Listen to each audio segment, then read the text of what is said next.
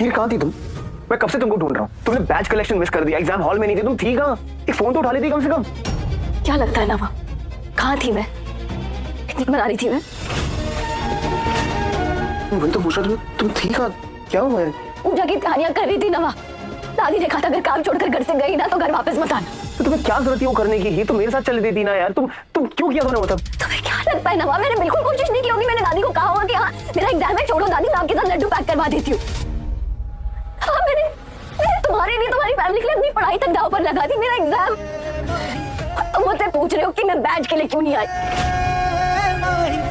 तुम्हें पता भी है मेरे साथ सुबह से क्या क्या हुआ है? मुझे बिल्कुल आइडिया नहीं था। अब तुम्हें पता है ना, मैंने अपनी पढ़ाई से ऊपर कभी किसी को भी नहीं रखा है। याद है जब एंट्रेंस एग्जाम था सीपीयू का, तब भी मेरे पापा नानी के पास पड़े हुए थे। मैं पहले उन्हें घर छोड़कर आई हूँ, लेकिन मैं एग्जाम देने गई उस दिन भी,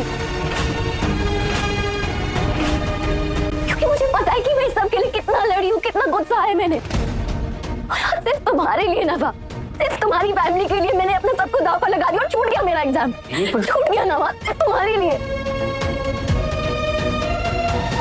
तुम आज भी मुझसे सवाल कर रहे हो नवा, प्लीज आज मुझे तुम्हारा कोई लेक्चर नहीं सुनना है, प्लीज मत करो। नहीं पर तुम मुझ पे क्यों भड़क रही हो यार? मैंने तुमसे कब कहा था ये करने को? मेरी क्या गलती है इसमें? मैंने क्या किया?